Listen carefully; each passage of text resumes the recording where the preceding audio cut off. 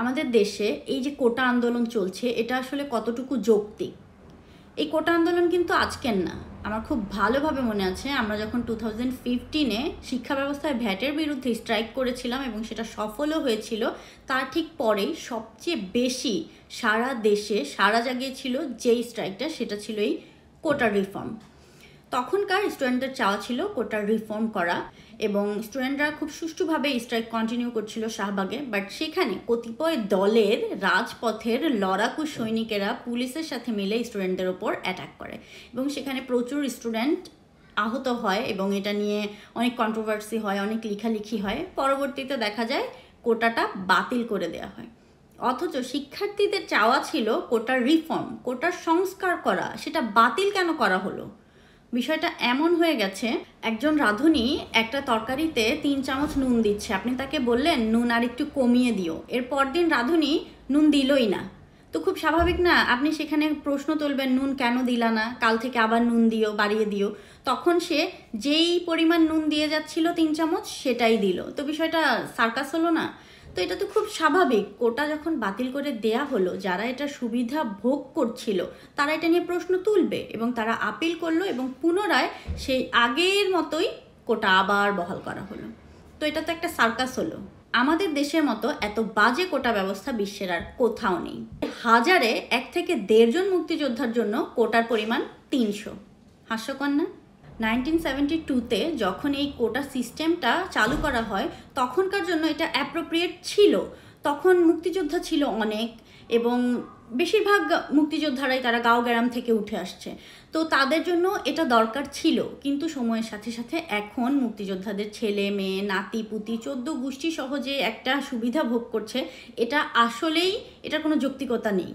Even এখনকার যে মুক্তিযোদ্ধা, এদের মাঝে ম্যাক্সিমাম আপনি দেখবেন বানোয়াট মুক্তিযোদ্ধা, আসল মুক্তিযোদ্ধাদের খবর নাই। এবং কিছু কিছুতে এমনও আছে যারা 71-এ ছিল রাজাকার, কিন্তু এখন তারা মুক্তিযোদ্ধা সেজে সব রকমের সুবিধা ভোগ করছে। এছাড়াও আপনি পাশের দেশ ভারতে যদি দেখেন, তাদের কোটা এত সুন্দর একটা সিস্টেম। কোনো একটা ফ্যামিলিতে যদি ফার্স্ট ক্লাস জবে থেকে থাকে একজন মেম্বারও, সেই ফ্যামিলির আর কেউ কোটা সুবিধা পাবে না। ইভেন প্রত্যেকটা ফ্যামিলি থেকে যে কোনো একজন মেম্বার শুধুমাত্র একবারই কোটা সুবিধা ভোগ করতে পারবে। তাহলে আমাদের দেশেও কেন স্বাধীনতার এত বছর পরে এসেও কোটা ব্যবস্থার এই অবস্থা?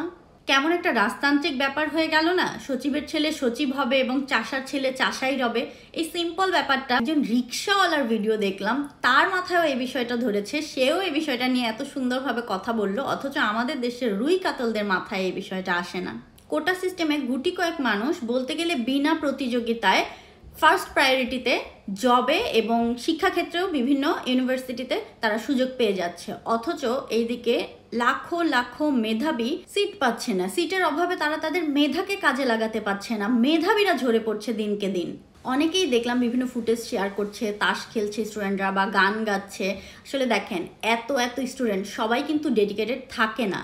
কিছু কিছু যায় দেখতে, কিছু কিছু যায় এনজয় করতে। তাই বলে তাদের কিছু কিছু ফুটেজ শেয়ার করে একটা যৌক্তিক আন্দোলনকে প্রশ্নবিদ্ধ করার কোনো মানে হয় না। আমি কখনোই বিসিএস ক্যাডার হবার বা বিসিএস দেবার স্বপ্ন দেখতাম না, কিংবা সরকারি চাকরি হোক বা যে কোনো চাকরি করার প্রতি কোনো ইন্টারেস্ট ছিল না। বিজনেস মাইন্ডের মানুষ, আমি বিজনেস করি, কিন্তু তারপরেও আমি এই কোটা সংস্কার আন্দোলনকে সম্পূর্ণ সাপোর্ট করি। আজকে এই আন্দোলনটা যদি সফল হয়, তার সুফল কিন্তু আমরা এবং আমাদের ভবিষ্যৎ প্রজন্মরাও ভোগ করব। অনেকে বলছে এরকম কত স্ট্রাইক মানববন্ধন আমরা করলাম, এগুলো সব পড়া ফাঁকি দেওয়ার ধান্দা, ক্লাস ফাঁকি দেওয়ার ধান্দা। বিষয়টা কি আসলে তাই? তেমন না।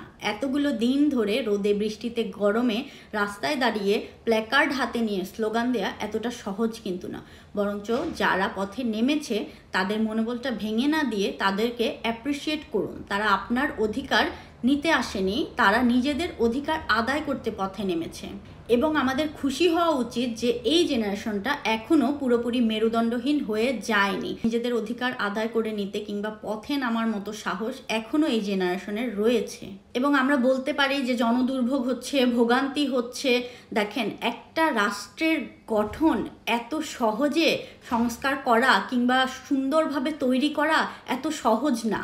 তাই একটা রাষ্ট্রের সংস্কার কাজে এতটুকু স্যাক্রিফাইস একজন নাগরিক হিসেবে আমাদের করা উচিত। আমরা করতেই পারি, তাই না?